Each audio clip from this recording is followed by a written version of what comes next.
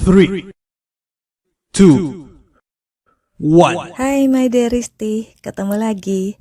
Jangan lupa subscribe, like, dan lonceng. Thank you. Sehat-sehat semua kan? Sangat terima kasih untuk dukungan doa, semangat, dan segala hal yang diberikan untuk Bu Ila. Bu Ila, Ibu mungkin udah nggak bisa membacanya, itu sebabnya aku menyampaikan ke Bu Ila bahwa begitu banyak dukungan doa, begitu banyak kata-kata semangat, begitu banyak pokoknya perhatian yang diberikan oleh pendengar pembaca untuk Bu Ila. Jadi Bu Ila tetap semangat ya. Untuk semua my dearisti di mana saja berada, aku berdoa untuk kalian semua tetap sehat, tetap semangat, tetap happy, dan kita semua dimanapun saling mendukung, saling mendoakan. Oke? Kita lanjut pada aku si pelakor bagian ke-28.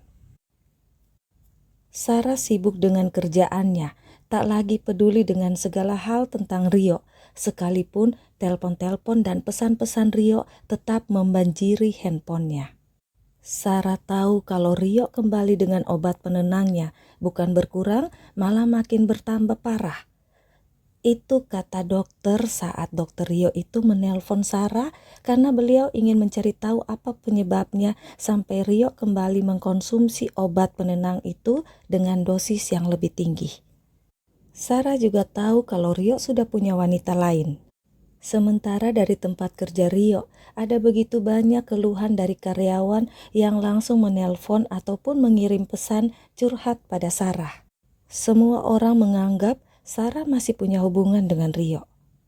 Sarah hanya mendengarkan semua itu, karena itu bukan lagi urusan Sarah. Berbulan-bulan berlalu, sampai pada suatu hari Sarah mengangkat telepon yang masuk. Yang dikira Sarah itu telepon dari klien. Tapi ternyata itu dari Lia. Sarah ingin menutup teleponnya, tapi sudah terdengar suara tangisan Lia yang membuat Sarah menahan tangannya untuk tidak menutup telepon itu. Tante Ra, Mama, Lia menangis. Sarah terdiam. Ada apa dengan Vita? Apa Vita meninggal? Tanya Sarah dalam hati. Ra, ini aku Ra. Jangan tutup teleponnya ya Ra. Vita parah Ra, sekarang dia di rumah sakit. Itu suara Rio. Sarah terdiam. Apa yang harus kulakukan Ra?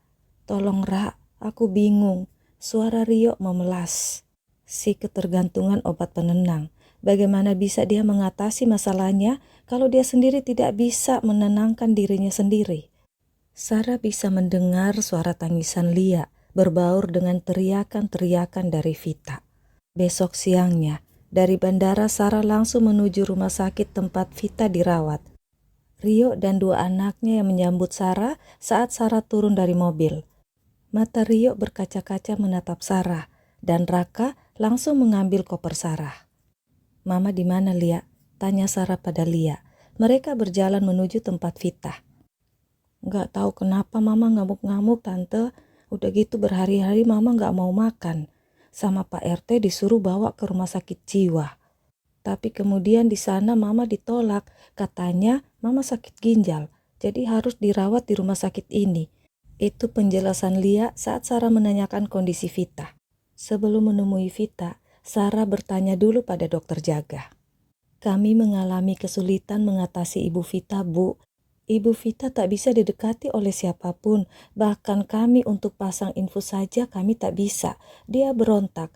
Kami takut kalau jarum infusnya itu patah di tubuhnya. Kami tidak bisa memberikan obat penenang, apalagi bius kepada pasien, karena kami sama sekali belum memeriksa pasien. Harusnya pasien ini dirawat di rumah sakit jiwa, Bu, tapi ternyata di sana mereka menolak. Itu penjelasan dokter jaga. Lalu, diagnosa kalau Ibu Vita sakit ginjal itu dari mana? Tanya Sarah lagi. Itu hasil pemeriksaan dari rumah sakit jiwa, Bu. Itu sebabnya mereka merujuk pasien untuk ke rumah sakit ini. Tapi kami belum bisa memastikan keakuratan dari hasil diagnosa itu, karena kami belum bisa memeriksa Ibu Vita. Rio membawa Sarah ke tempat Vita. Ternyata Vita masih ditempatkan di koridor karena belum mendapatkan kamar. Selain rumah sakit yang penuh, Keadaan Vita yang suka ngamuk dan teriak-teriak membuat pihak rumah sakit masih bingung menemukan ruangan yang cocok. Sarah berjalan perlahan mendekati Vita yang lagi tidur di atas tempat tidur yang diletakkan di koridor. Suara detak sepatu Sarah menghujam lantai rumah sakit, membuat suasana serasa semakin mencekam. Sarah tidak takut, tapi tetap mempersiapkan diri kalau Vita mengamuk. Sarah berdiri di samping tempat tidur dekat kepala Vita. Vita tidur menyamping menghadap ke arah dinding, membelakangi Sarah. Seorang suster beserta Rio dan 2 anaknya melihat dari pintu di ujung koridor yang jaraknya belasan meter dari tempat Sarah. Lebih tepatnya, mereka mengintip takut-takut. Sarah menarik napas dan tangannya terulur mengelus kepala Vita perlahan. Tak ada reaksi. Sarah sedikit membungkuk mendekat ke telinga Vita. "Hai Vit," sapa Sarah. Tangan Sarah tetap mengelus kepala Vita dan tangan satunya memegang tangan Vita. Vita menoleh. Sekian detik kemudian, dia tersenyum pada Sarah dan berkata, "Hai, jangan lupa like, komentar, dan subscribe ya." Maaf my dearisti, aku bercanda ya. Abis ceritanya kayak cerita horor ya. Pokoknya terima kasih untuk yang like, yang rajin komentar, dan tentu saja yang udah subscribe. Thank you banyak-banyak. Kita lanjut, oke? Vita menoleh. Sekian detik kemudian dia tersenyum pada Sarah. "Sakit?" tanya Sarah. Vita mengangguk. Sarah menyentuh tubuh Vita, membuat tubuh Vita menghadap pada Sarah. Sarah mencium bau menyengat. "Kenapa sakit? Katanya mau cantik," kata Sarah sambil tetap mengelus rambut Vita. Vita hanya bisa bersuara seperti ingin mengadu pada Sarah. Bukannya Vita bisa ngomong, pikir Sarah dalam hati menarik napas prihatin. "Lapar?" tanya Sarah dan Vita mengangguk lagi. "Oke, aku akan mengambil makanan dulu ya," kata Sarah pada Vita. Vita mengangguk. Sarah lalu berjalan ke arah tempat Rio, suster, dan 2 anaknya. Rio menatap Sarah. "Bu, kok pasiennya nggak ngamuk ya pada ibu?" kata si suster takjub menatap Sarah. "Sus, boleh minta makanan? Pasiennya lapar," kata Sarah pada si suster. Ini jam makannya udah lewat. Sementara untuk jam makan berikutnya kayaknya belum siap itu," jawab si suster kebingungan. "Kalau kami beli makanan di luar, apa boleh? Apa ada larangan yang gak boleh dimakan oleh pasien?" tanya Sarah lagi. Raka dan Lia pergi ke kantin rumah sakit membeli makanan sesuai petunjuk yang dikatakan oleh suster. "Sus, maaf ya, kenapa pasien kok bau sekali ya?" tanya Sarah pada suster. "Itu Bu, pasien kan dibawa ke sini sudah dari rumah sakit jiwa. Pasien dalam keadaan terikat. Jadi kami bisa mengganti baju dan pembalutnya. Tapi saat diserahkan, ikatannya dibuka oleh petugas rumah sakit jiwa itu, Bu. Sejak itu, kami tak bisa lagi mendekati pasien. Otomatis kami juga tak bisa mengganti pakaian maupun pembalutnya, Bu." "Sudah berapa lama?" tanya Sarah lagi. "Ini sudah mau hari ketiga, Bu," jawab suster itu lagi. Sarah melirik pada Rio. "Laki-laki ini suaminya, juga ada anak-anaknya. Mereka gak ada yang bisa," kata Sarah emosi. Suster diam dan ikut memandang Rio. Rio jadi tertunduk, tak mampu menatap Sarah. "Mana baju Vita?" tanya Sarah pada Rio. Rio berjalan ke arah koridor lain. Tak lama kemudian, dia kembali bersama dengan seorang ibu yang membawa sebuah tas. "Suster, apa bisa kalau saya yang ganti baju dan pembalut pasien?" Sarah minta izin pada suster. "Silakan Bu, kami sangat senang malah. Kalau bisa, kami juga akan memasang infus pada pasien. Dan selanjutnya, kami akan sangat senang kalau kami bisa memeriksa pasien," Jadi kami tahu tindakan apa yang harus kami lakukan selanjutnya, kata si suster dengan sangat senang. Terima kasih ya Sus, kata Sarah lalu meminta tas dari si ibu yang ada di samping Rio. Kamu ikut, kata Sarah pada Rio. Tapi Rio tergagap. Dia itu kan istrimu, aneh kalau kamu takut dekat-dekat dia, kata Sarah pelan tapi tegas. Sarah berjalan menuju koridor tempat Vita, diikuti oleh Rio beserta si ibu yang berjalan di belakang Sarah agak takut-takut. Jangan terlalu dekat, tapi juga jangan terlalu jauh ya. Jaga-jaga saja kalau Vita ngamuk gak mau digantiin pembalutnya. Soalnya itu kan area pribadi. Orang-orang seperti Vita itu kadang gak mau disentuh di area-area pribadi, kata Sarah lagi. Rio diam sementara si ibu yang agak gemuk dan pendek itu menatap Sarah. Si ibu itu sudah mendengar dari Rio bahwa ada temannya yang akan datang membantu menjaga Vita. Tapi si ibu tak menyangka kalau orangnya cantik dan mengetahui apa yang tak disukai oleh Vita. Mungkin orang ini biasa mengurus orang-orang seperti Vita, pikir si ibu lagi. Lalu si ibu itu makin terheran melihat apa yang dilakukan oleh Sarah. Tempat Vita ada di koridor yang sering dan lumayan ramai dilewati dan dilalui oleh orang-orang. Tentu saja itu membuat Vita merasa tidak nyaman. Apalagi kalau harus ganti baju dan pembalut di tempat seperti itu. Sarah pergi lagi menemui suster dan kembali dengan mendorong tiang-tiang besi yang beroda. Menaruh tiang-tiang besi itu di dekat tempat tidur Vita. Lalu pergi lagi dan kembali lagi dengan membawa beberapa kain-kain putih. Buat apa, Tanya Rio bingung. Begitu juga si ibu. Kamu mau ganti baju di tempat seperti ini? Tanya Sarah. Rio menggeleng. Apalagi Vita. Di rumah aja dia mengurung diri. Semua ruangan ditutupin dan gelap, iya kan? Ayo bantu, kata Sarah lalu menggantung kain-kain itu di besi-besi yang beroda. Rio jadi paham dan membantu Sarah. Vita yang melihat ada Rio di situ menjadi marah, tapi Sarah memberi kode dengan meletakkan telunjuknya di bibirnya supaya Vita diam. Vita menurut dan diam. Si ibu semakin takjub melihat Vita yang menurut pada Sarah. Setelah semua kain tergantung, Sarah dan Rio mendekatkan ke tempat tidur. Jadilah tempat Vita tertutup. Tidak ada yang bisa melihat siapa yang di dalam. Vita seperti terlihat senang. Dia meminta makan dengan bahasa isyarat. Makanannya lagi dibeli sama Raka dan Lia. Jadi tunggu ya, kata Sarah. Vita mengangguk. Sarah membuka tas dan mengeluarkan baju-baju untuk Vita pakai ganti. Sarah menarik napas, terenyuh melihat baju-baju Vita. Dan Rio yang melihat mimik Sarah itu langsung keluar dari tempat yang baru diberi sekat itu.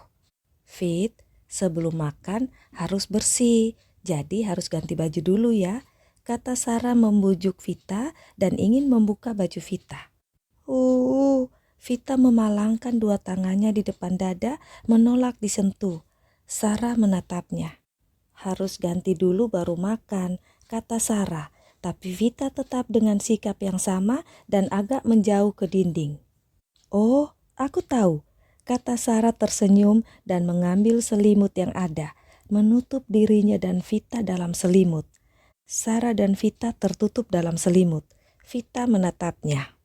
Rio, kamu keluar dulu ya, ajak juga si ibu. Pokoknya jangan dulu masuk sampai kita selesai, kata Sarah sambil mengedipkan matanya pada Vita. Rio yang ngerti mengajak si ibu keluar dari kamar dadakan yang mereka buat itu. Jangan jauh-jauh, nanti kalau ada yang dibutuhkan tolong dibantu ya, kata Sarah lagi. Rio merasa terharu. Sarah mengurus Vita istrinya tapi masih dengan sopan meminta bantuannya. Di dalam selimut, Vita menurut dan diam dengan apa yang dilakukan Sarah. Matanya terus menatap Sarah, tapi kalau Sarah melihatnya, Vita langsung menoleh ke tempat lain dengan malu-malu. Sarah membuka pembalut yang sudah pecah dan penuh dengan kotoran Vita. Kotoran yang sudah 3 hari bercampur dengan pipis. Sarah menahan napasnya. Kalau sudah tak bisa menahannya, Sarah akan mengeluarkan kepalanya dari selimut, menarik napas, lalu masuk lagi ke dalam selimut. Sarah seperti penyelam yang berbalik ke permukaan untuk mengambil napas, lalu menyelam lagi. Sarah menyelam di aroma yang tak tertandingi baunya. Keadaan yang sama sekali tak pernah dibayangkan oleh Sarah. Apa yang kulakukan di sini? Mengapa aku merendahkan diriku sendiri seperti ini? Sarah menarik napas, keluar dari dalam selimut, berjalan keluar dari sekat dan menatap Rio. Ada tisu kering dan tisu basah? Vita gak mungkin dibawa ke kamar mandi, kata Sarah. Rio melihat tangan Sarah yang berlumuran kotoran Vita, kotoran istrinya. Rio ingin menangis, entah karena merasa jijik atau karena melihat mata Sarah yang berkaca-kaca. Mata itu marah dan terluka. Si ibu memberikan tisu pada Sarah. Gak ada tisu basah, kata si ibu. Ada handuk kecil? Tanya Sarah. Si ibu menggeleng lagi. Sarah menatap Rio, lalu berbalik ke arah Vita, mengambil baju kotor Vita dan keluar lagi. Bu, tolong basahin baju ini ya, nanti diperas ya bu, buat ngelap Vita, kata Sarah. Sarah belum selesai membersihkan Vita saat Raka dan Lia datang membawa makanan. Dua anak itu bingung melihat tempat ibu mereka yang sudah ditutupi sekat. Setelah selesai, Sarah keluar berjalan ke arah kamar mandi, membersihkan dirinya lalu masuk lagi ke dalam sekat. Rio, ibu itu, dan dua anak hanya mendengar suara Sarah yang bercakap-cakap dan dibalas dengan oleh Vita. Tak lama kemudian, Sarah menggeser sekat itu. Vita sudah duduk. Sarah mengambil makanan dan meminta Lia untuk menyuapi Vita. Tapi Vita menolak. Dia berteriak-teriak mengusir Lia anaknya. Sarah menyentuh tangan Vita, membuat Vita diam. Lalu Sarah menyuapinya. Enak? Tanya Sarah. Vita mengangguk. Besok akan aku beliin makanan yang enak. Tapi harus janji gak boleh marah apalagi teriak-teriak. Oke? Vita mengangguk senang. Aku sangat capek, Fit. Jadi Lia yang suapin ya. Atau mau makan sendiri? Tanya Sarah. Vita hanya diam. Sarah menaruh piring makannya itu di atas pangkuan Vita. Ini dimakan ya dan harus dihabisin. Aku harus keluar karena aku harus cari kamar untukmu. Oke? Kata Sarah. Sarah berjalan keluar koridor itu menuju tempat suster jaga. Rio dan Raka mengikutinya tanpa Sarah minta. Setelah mendapat petunjuk, Sarah berjalan ke arah tempat yang dikatakan oleh suster itu. Vita bisa pindah ke kamar, tapi besok siang setelah satu pasien pulang. Ada beberapa kamar kosong, kamar VIP, tapi Rio sepertinya keberatan membayar selisih harganya yang cukup besar. Dan Sarah juga tak setuju kalau harus masuk kamar VIP itu. Tinggal menunggu satu malam. Jadi tak apa-apa kalau Vita ada di koridor. Karena nanti akan banyak biaya yang harus Rio tanggung untuk pengobatan Vita. Itu harus dipikirkan. Saat mereka kembali ke tempat Vita, si ibu permisi mau pulang. Kalau gitu sekalian bareng aja bu, aku juga mau keluar. Mau beli pembalut, tisu basah dan keperluan lainnya. Lia di sini dulu ya jaga mamamu, kata Sarah. Beres, titip jajanan ya Tante Ra. Tante Ra tahu kan kesukaanku, kata Lia tersenyum sambil mengedip-ngedipkan matanya pada Sarah. Aku yang anter, ayo. Raka tunggu di sini temani Lia dan mamamu ya, kata Rio cepat. Rio gak mau kehilangan kesempatan karena dia tahu Sarah akan meminta Raka yang mengantarnya. Sarah hanya diam, mengambil tas dan handphonenya, lalu berjalan menyusuri koridor dengan si ibu. Rio menyusul Sarah dengan cepat, dan setelah berada di samping Sarah, Rio melingkarkan tangannya di pinggang Sarah, tidak menyadari kalau Vita melihatnya. Kembalilah kau padanya, sakiti dia. Walau engkau sayang padaku, lupa